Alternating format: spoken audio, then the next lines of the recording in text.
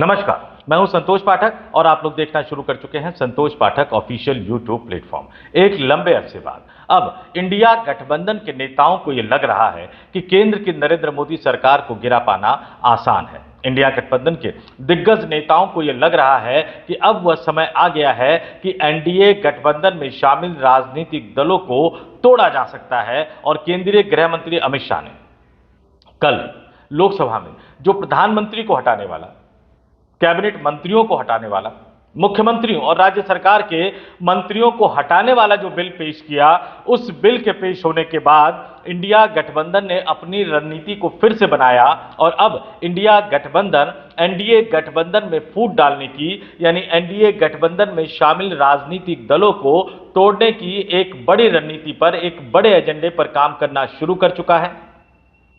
और सबसे बड़ी बात है कि कांग्रेस पार्टी की पूर्व राष्ट्रीय अध्यक्षा, कांग्रेस की एक बड़ी रणनीतिकार माने जाने वाली सोनिया गांधी ने खुद मोर्चा संभाल लिया है। और सोनिया गांधी के इस अभियान में कांग्रेस पार्टी के राष्ट्रीय अध्यक्ष मल्लिकार्जुन खड़गे हो, राहुल गांधी हो, इनके अलावा जितने सहयोगी दल हैं, समाजवादी पार्टी के मुखिया अखिलेश यादव, राष्ट्रीय जनता दल के नेता लालू यादव, तेजस्वी यादव, एनसीपी शरद पवार के नेता शरद पवार, ये तमाम राजनेता सोनिया गांधी के इस अभियान के साथ खड़े नजर आ रहे हैं, सोनिया गांधी के इस मिशन के साथ खड़े नजर आ रहे हैं। क्यों? क्योंकि इंडिया गठबंधन के नेताओं को यह लग रहा है कि अमित शाह ने जिस तरह का बिल लोकसभा में पेश किया, मजबूरी में जिस बिल को जेपीसी को भेजना पड़ा, उसके बाद एनडीए गठबंधन में शामिल क्षेत्रीय दलों को नरेंद्र मोदी से, भारतीय जनता पार्टी से तोड़कर दूसरे पाले में ला पाना, यानी अपने पाले में ला पाना अब काफी आसान हो गया है। और इसलिए एनडीए गठबंधन को तोड़ने की रणनीति पर काम कर रहे इंडिया गठबंधन के नेताओं ने उपराष्ट्रपति चुनाव में कमर कस ली है। क्यों? क्योंकि सोनिया गांधी, राहुल गांधी समेत इंडिया गठबंधन में शामिल तमाम बड़े दिग्गज नेताओं को यह लगता है कि उपराष्ट्रपति चुनाव ये पहला मौका है जब आप भारतीय जनता पार्टी के उम्मीदवार को चुनाव हराकर नरेंद्र मोदी और अमित शाह वाली भारतीय जनता पार्टी को न केवल पछाड़ सकते हैं, बल्कि इंडिया गठबंधन इस चुनाव में जो बढ़त हासिल करेगा, उस बढ़त के बाद नरेंद्र मोदी सरकार को गिरा पाना उनके लिए संभव हो जाएगा। और जैसा कि मैंने कहा कि सोनिया गांधी ने खुद मोर्चा संभाल लिया है और किस तरह से एनडीए गठबंधन को तोड़ने के मिशन पर काम किया जा रहा है, उपराष्ट्रपति चुनाव को लेकर किस तरह की रणनीति बनाई गई है और आने वाले दिनों में किस तरह से सोनिया गांधी, राहुल गांधी, शरद पवार, अखिलेश यादव, लालू यादव, तेजस्वी यादव, ममता बनर्जी, उद्धव ठाकरे जैसे नेता एनडीए गठबंधन को तोड़ने की कोशिश करते हुए नजर आएंगे। ये तमाम चीजें एक एक करके इस स्टोरी में मैं आपको बताने जा रहा हूं। स्टोरी पसंद आए तो लाइक कर लीजिएगा, शेयर कर दीजिएगा, ज्यादा से ज्यादा लोगों तक पहुंचाइएगा, कमेंट करके जरूर बताइएगा कि आप हमारी इस स्टोरी से कितने सहमत हैं। अगर आपकी राय हमारे विरोध में भी हो तो भी आप सभ्य भाषा में अपनी राय हम तक पहुंचा सकते हैं। हम सही हैं या गलत है, ये फीडबैक आप हमें जरूर दीजिएगा। और सबसे जरूरी आग्रह, संतोष पाठक ऑफिशियल यूट्यूब प्लेटफॉर्म को सब्सक्राइब भी जरूर कीजिएगा। अब इस बड़ी स्टोरी की शुरुआत करते हैं। सबसे पहले आपके स्क्रीन पर मैं कुछ तस्वीरें दिखा रहा हूं, इन तस्वीरों को देखिए। विपक्षी गठबंधन की तरफ से उपराष्ट्रपति पद के उम्मीदवार बी सुदर्शन रेड्डी ने आज अपने उम्मीदवारी का पर्चा, यानी नामांकन का पर्चा भर दिया। जैसा कि आपको मालूम होगा कि आज 21 अगस्त की तारीख है, उपराष्ट्रपति का पर्चा भरने की आज आखिरी तारीख थी। और कल एनडीए गठबंधन की तरफ से सीपी राधाकृष्णन साहब ने उपराष्ट्रपति पद के उम्मीदवारी के लिए अपना पर्चा भर दिया था। आपके स्क्रीन पर जो तस्वीरें दिखा रहा हूं, इसमें आप देखिए, विपक्षी गठबंधन की तरफ से जो उपराष्ट्रपति के उम्मीदवार बनाए गए हैं, सुप्रीम कोर्ट के रिटायर्ड जज बी सुदर्शन रेड्डी अपनी उम्मीदवारी का पर्चा देते हुए नजर आ रहे होंगे। और उनके साथ उनके एक तरफ कांग्रेस पार्टी की पूर्व राष्ट्रीय अध्यक्षा सोनिया गांधी खुद खड़ी हैं। सोनिया गांधी के बगल में आपको शरद पवार नजर आ रहे होंगे, समाजवादी पार्टी के दिग्गज नेता राम गोपाल यादव नजर आ रहे होंगे, और उस तरफ कई अन्य नेता आपको नजर आ रहे होंगे। जबकि बी सुदर्शन रेड्डी जो कि उम्मीदवार है विपक्षी गठबंधन की तरफ से उपराष्ट्रपति पद के लिए, उनके दूसरी तरफ आपको कांग्रेस के राष्ट्रीय अध्यक्ष मल्लिकार्जुन खड़गे नजर आ रहे होंगे। उनके दूसरी तरफ, उनके खड़गे के बगल में आपको राहुल गांधी नजर आ रहे होंगे। फिर आपको संजय राउत और प्रियंका चतुर्वेदी नजर आ रही होंगी। पीछे आपको पी चिदम्बरम सहित इंडिया गठबंधन में शामिल, विपक्षी गठबंधन में शामिल कई राजनीतिक दलों के नेता और सांसद नजर आ रहे होंगे। और जैसा कि मैंने कहा कि सोनिया गांधी ने खुद मोर्चा संभाल लिया है। एक के बाद एक कई तस्वीरें मैं आपके स्क्रीन पर दिखा रहा हूं, और इन तस्वीरों में उपराष्ट्रपति चुनाव में सोनिया गांधी खुद किस तरह से मोर्चा संभाले हुए नजर आ रही हैं, ये आपको साफ साफ दिख रहा होगा। सोनिया गांधी फ्रंट फुट पर आकर खेल रही है। क्यों? जैसा कि मैंने कहा कि अब विपक्षी गठबंधन के नेताओं को यह लग रहा है कि एक सही मौका आ गया है जब आप एनडीए गठबंधन में फूट डाल सकते हैं। और इसकी शुरुआत किस तरह से की गई, इसकी शुरुआत को किस तरह से अंजाम दिया गया। प्रधानमंत्री नरेंद्र मोदी भी मैदान में उतर चुके हैं, क्योंकि एक एक वोट की अहमियत है, एक एक वोट की कीमत है। इस बीच हमने देखा कि राजनाथ सिंह ने वाईएसआर कांग्रेस पार्टी के मुखिया जगन मोहन रेड्डी से फोन कर बात कर उनका समर्थन मांगा। उन्होंने इंडिया गठबंधन में शामिल डीएमके के प्रमुख जो हैं तमिलनाडु के मुख्यमंत्री एमके स्टालिन से फोन करके उनका समर्थन मांगा। लेकिन जब बात आई उड़ीसा के पूर्व मुख्यमंत्री यानी बीजू जनता दल के राष्ट्रीय अध्यक्ष नवीन पटनायक को लेकर, जो कि अस्पताल में भर्ती थे, अब वो डिस्चार्ज हो चुके हैं, स्वस्थ है, तो उनको फोन करने का जिम्मा खुद प्रधानमंत्री नरेंद्र मोदी ने संभाला।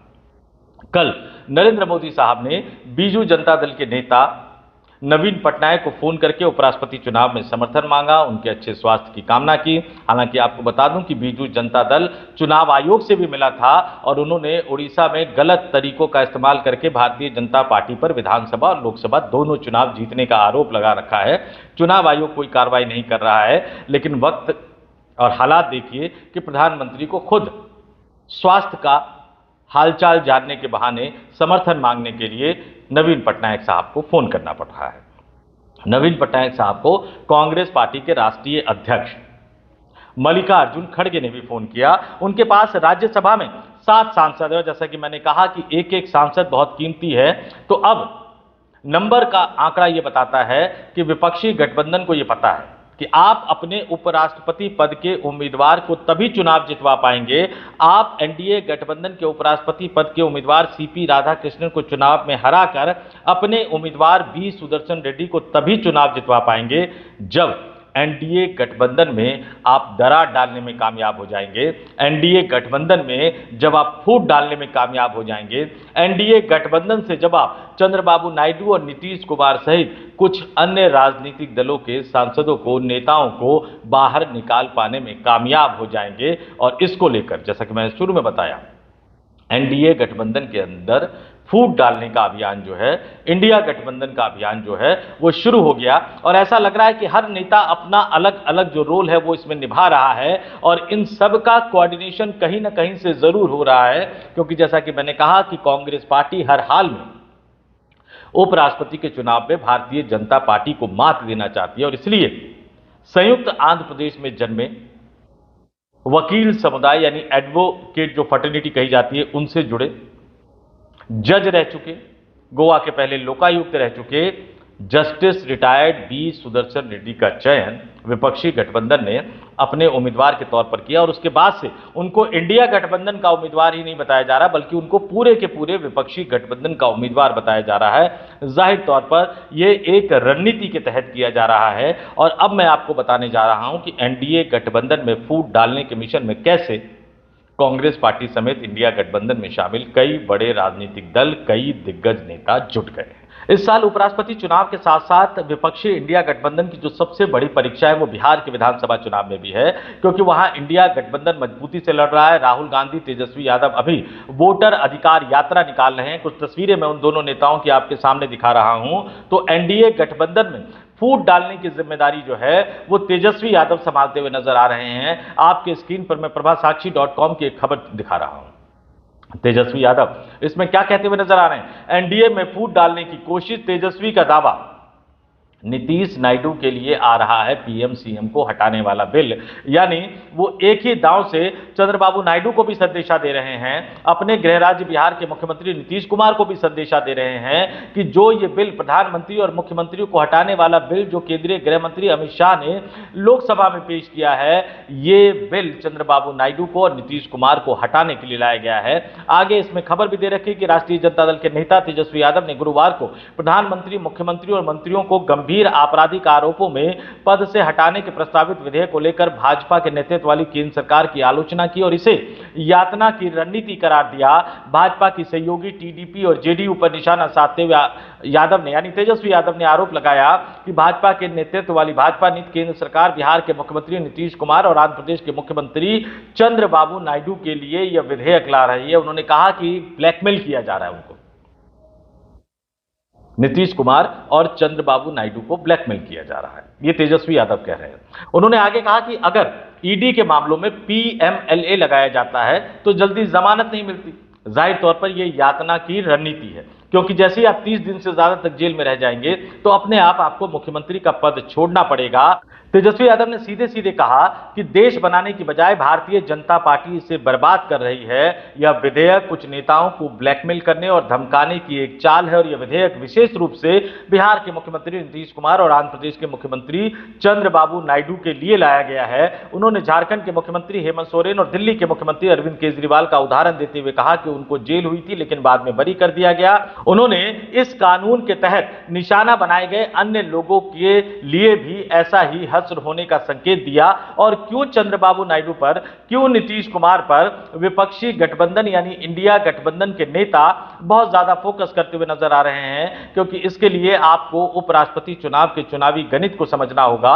जो स्टोरी का थंब भी था, उस स्टोरी के थंब को मैं एक बार फिर से बता देता हूं, जो मैंने आपको बताया था कि 425 माइनस 18 माइनस 16 माइनस 2 माइनस 3 यानी 425 में से अगर 39 माइनस कर देते हैं तो 386 बच जाते हैं। और यही इंडिया गठबंधन का टारगेट है, यही इंडिया गठबंधन का लक्ष्य है। और इसी टारगेट के जरिए, इसी आंकड़े के जरिए विपक्षी गठबंधन जो है अपने उम्मीदवार को उपराष्ट्रपति का चुनाव जिताना चाहती है। मैं जरा नंबर गेम आपको बता देता हूं। लोकसभा में वैसे सांसदों की कुल संख्या 543 होती है, अभी एक सीट खाली है, तो लोकसभा में वर्तमान में जो सांसदों की संख्या है वो 542 है। राज्यसभा में सांसदों की संख्या 245 होती है, लेकिन उसमें से 6 सीट खाली है, तो राज्यसभा में वर्तमान में जो सांसदों की संख्या है वो 239 है। यानी अगर लोकसभा के 542 और राज्यसभा के 239 सांसदों को मिला दिया जाए तो यह आंकड़ा पहुंचता है 781 और मुकाबला कड़ा है, एक एक वोट की कीमत है। तो ये सभी के सभी 781 सांसद अगर उपराष्ट्रपति चुनाव में अपना वोट देते हैं तो जीतने के लिए आपको 391 का आंकड़ा चाहिए, 391। एनडीए गठबंधन के पास आज की तारीख में चंद्रबाबू नायडू, नीतीश कुमार और अन्य सहयोगी दलों के बल पर यह आंकड़ा है। लोकसभा में एनडीए गठबंधन के पास 293 सांसद है, राज्यसभा में एनडीए गठबंधन के पास 132 सांसद है, टोटल 425 सांसद है एनडीए गठबंधन के पास। और जीतने के लिए मैं फिर दोहरा देता हूं, आपको 391 सांसदों का समर्थन चाहिए, यानी 34 सांसदों का बहुमत आज की तारीख में एनडीए गठबंधन के पास है। और इसी 34 सीटों के बहुमत को देखते हुए विपक्षी गठबंधन ने, कांग्रेस पार्टी ने सोनिया गांधी, राहुल गांधी, तेजस्वी यादव, लालू यादव, अखिलेश यादव, शरद पवार, उद्धव ठाकरे समेत तमाम विपक्षी दिग्गज नेताओं ने इस 34 सीटों के बहुमत को देखते हुए ही एनडीए गठबंधन में फूट डालने की अपनी रणनीति बना ली है। और अमित शाह ने जो कल लोकसभा में तीनों बिल पेश किए थे, इस बिल को लेकर चंद्रबाबू नायडू और नीतीश कुमार को संदेशा देने का प्रयास किया जा रहा है और कुछ अन्य राजनीतिक दलों पर भी नजरें गड़ाई जा रही हैं। जैसा कि मैंने आपको बताया 425, उसमें से कितने वोट आपको काटने हैं और विपक्षी इंडिया गठबंधन की नजरें कितने वोटों पर है, 18, 16, 2, 3। अब मैं एक एक करके इसको बता देता हूं। सबसे पहली नजर, जैसा कि तेजस्वी यादव ने कहा कि चंद्रबाबू नायडू को ब्लैकमेल किया जा रहा है, चंद्रबाबू नायडू के पास लोकसभा में 16 और राज्यसभा में 2, 18 सांसद हैं। तो इनके 18 सांसदों को आंध्रा प्राइड के नाम पर तोड़ने की कोशिश की जा रही है कि जब आंध्र प्रदेश से रेड्डी साहब उपराष्ट्रपति का चुनाव लड़ रहे हैं तो फिर जिस आंध्र प्रदेश में चंद्रबाबू नायडू को राजनीति करनी है वो तमिलनाडु से आने वाले एनडीए गठबंधन के उम्मीदवार को वोट कैसे दे सकते हैं। दूसरा राजनीतिक दल जनता दल यूनाइटेड, जिसके मुखिया बिहार के मुख्यमंत्री नीतीश कुमार का जिक्र तेजस्वी यादव कर रहे थे। जनता दल यूनाइटेड के पास 12 सांसद लोकसभा के हैं और 4 राज्यसभा यानी 16 सांसद हैं। हालांकि 2 मंत्री भी हैं, तो 1-2 और जो है विपक्षी गठबंधन 1-2 प्लस लेकर चल रहा है। तो उनकी जो अगली नजर जाती है वो जाती है आंध्र प्रदेश के एक और राजनीतिक दल पर, जनसेना पार्टी। 2 सांसद हैं और उनके नेता पवन कल्याण आंध्र प्रदेश की चंद्रबाबू नायडू सरकार में उप मुख्यमंत्री हैं, उन्हें भी आंध्र प्रदेश में ही राजनीति करनी है, तो वो आंध्र प्रदेश के उम्मीदवार को छोड़कर दूसरे राज्य से आने वाले उम्मीदवार को कैसे वोट दे सकते हैं, इस तरह का संदेशा उन तक पहुंचाने की कोशिश की जा रही है। और उसके बाद उत्तर प्रदेश के एक राजनीतिक दल पर भी फोकस किया जा रहा है, जिनका चौवन्नी छाप वाला बयान बहुत ज्यादा मशहूर हुआ था। जी हां, जयंत चौधरी की बात कर रहा हूं। जाट राजनीति करने वाले, किसानों की राजनीति करने वाले, जाट बेल्ट की राजनीति करने वाले जयंत चौधरी के पास, वो खुद राज्यसभा के सांसद है और 2 लोकसभा यानी 3 सांसद है, तो विपक्षी गठबंधन और खासतौर से जो राष्ट्रीय लोकदल को लेकर अभी योगी सरकार में जो मंत्री थे लक्ष्मी नारायण चौधरी, उन्होंने जो पनौती जैसा शब्द इस्तेमाल किया था, उसके बाद यह कहा जा रहा है कि वो जाट की राजनीति करने वाले जयंत चौधरी कब तक ये अपमान सहते रहेंगे। और जिस तरह का व्यवहार जगदीप धनखड़ के साथ किया गया, उनसे इस्तीफा दिलवा दिया गया, जिस तरह का व्यवहार सत्यपाल मलिक के साथ किया गया कि उनके मरने के बाद भी उनको राजकीय सम्मान नहीं दिया गया, तो क्या जयंत चौधरी के लिए यह सही होगा कि वो एनडीए गठबंधन के उम्मीदवार को वोट दें? तो फिलहाल विपक्षी गठबंधन की जो कोशिश है वो चंद्रबाबू नायडू के 18 सांसदों, दोनों सदनों के मिला के, नीतीश कुमार के 16 सांसदों, दोनों सदनों के मिला के, और पवन कल्याण के 2 सांसद और 3 जयंत चौधरी के सांसदों पर विपक्षी गठबंधन की नजर है कि इनको किसी तरह से तोड़ा जाए, क्योंकि इनके बाद अगर आप तोड़ लेते हैं तो इनका आंकड़ा होता है 39, और 425 में से 39 घटा दिया जाए तो फिर बच जाता है 386, और जीतने के लिए कितने चाहिए? 391। तो विपक्षी गठबंधन की रणनीति बिल्कुल साफ है कि विपक्षी गठबंधन को एकजुट रखा जाए। जो दल आज की तारीख में विपक्षी गठबंधन के साथ नहीं है, उनको भी किसी तरह से मनाकर, समझा बुझाकर, ये बताकर कि अब हमारी सत्ता आने वाली है, उनको विपक्षी गठबंधन के उपराष्ट्रपति के उम्मीदवार के लिए वोट देने के लिए कन्विंस किया जाए, जो न इधर है ना उधर है। और दूसरी तरफ एनडीए गठबंधन में शामिल, चाहे वो चंद्रबाबू नायडू हो, चाहे वो नीतीश कुमार हो, चाहे वो पवन कल्याण हो, चाहे वो जयंत चौधरी हो, इनका समर्थन हासिल करने की कोशिश की जाए। निश्चित तौर पर विपक्षी गठबंधन जो है वो शरद पवार के जरिए अजीत पवार को भी तोड़ने की कोशिश करेंगे। निश्चित तौर पर उद्धव ठाकरे और राज ठाकरे, खासतौर से राज ठाकरे का इस्तेमाल करते हुए एकनाथ शिंदे के सांसदों को भी तोड़ने की कोशिश करेंगे। लेकिन मूल तौर पर, मोटे तौर पर वो इन सांसदों पर, जिन 4 राजनीतिक दलों का मैंने नाम लिया, इन 4 राजनीतिक दलों पर फोकस कर रहे हैं, क्योंकि अगर इतने ही सांसद उनके साथ जुड़ जाते हैं तो फिर एनडीए गठबंधन के उम्मीदवार को सिर्फ 386 वोट मिलेंगे, और ऐसे में बीजेपी यानी एनडीए गठबंधन के उम्मीदवार की हार तय हो सकती है। लेकिन ऐसा तभी होगा जब विपक्षी गठबंधन अपने मंसूबों में कामयाब हो पाए। जाते जाते एक बार फिर से आपको बता देता हूं कि उपराष्ट्रपति का चुनाव गुप्त मतदान प्रणाली के जरिए होता है। इसमें लोकसभा और राज्यसभा के दोनों सदनों के सांसद वोट करते हैं, लेकिन कोई भी राजनीतिक दल इसमें व्हिप जारी नहीं कर सकता, यानी वो व्हिप जारी करके अपने सांसदों को इस बात के लिए मजबूर नहीं कर सकता कि वो उन्हीं के गठबंधन के उम्मीदवार को वोट दे, और किसी को वोट दिखाने की मजबूरी भी नहीं है। तो निश्चित तौर पर अंतरात्मा की आवाज सुनकर सांसद वोट कर सकते हैं, और इसी अंतरात्मा की आवाज के चमत्कार के भरोसे विपक्षी गठबंधन टिका हुआ है। और इसलिए नामांकन में, विपक्षी गठबंधन के उम्मीदवार के नामांकन में सोनिया गांधी ने खुद मौजूद रहकर और शरद पवार और मल्लिकार्जुन खड़गे जैसे दिग्गज नेताओं को मौजूद रखकर एक बड़ा राजनीतिक संदेश इस देश के राजनीतिक दलों को, खासतौर से उन राजनीतिक दलों को देने की कोशिश की है जो फिलहाल अभी किसी पाले में नहीं है, और दूसरे जो फिलहाल एनडीए गठबंधन के पाले में। तो इंतजार करते हैं 9 सितंबर को जो चुनाव होने वाला है, उस चुनाव का नतीजा क्या निकलेगा। लेकिन फिलहाल ये तय मानकर चलिए कि अमित शाह ने जो बिल कल देश की लोकसभा में पेश किया, उसके बाद से इस देश की राजनीति में एक बड़ी हलचल देखने को मिल रही है। उस बड़ी हलचल का असर आने वाले दिनों में क्या होगा, इसके लिए हमें इंतजार करना पड़ेगा। तो इस वीडियो में इतना ही। जाते जाते फिर आपसे अपील करूंगा, आग्रह करूंगा, वीडियो अपने पास तक मत रोकिए। वीडियो आ गया देखिए और तुरंत दूसरे तक पहुंचा दीजिए। चैनल सब्सक्राइब कर चुके हैं तो आपका बहुत बहुत धन्यवाद। अगर आप हमारे नए दर्शक हैं, आपने अभी तक हमारे चैनल को सब्सक्राइब नहीं किया है, तो चैनल को सब्सक्राइब जरूर कर लीजिए। बेल आइकन भी दबा दीजिएगा ताकि नए वीडियो के नोटिफिकेशन आपको जल्द से जल्द मिल सके। तो इस वीडियो में इतना ही। मुझे यानी संतोष पाठक को दीजिए इजाजत। आप तमाम लोगों से अपील, आग्रह, देखते रहिए संतोष पाठक ऑफिशियल यूट्यूब प्लेटफॉर्म। नमस्कार।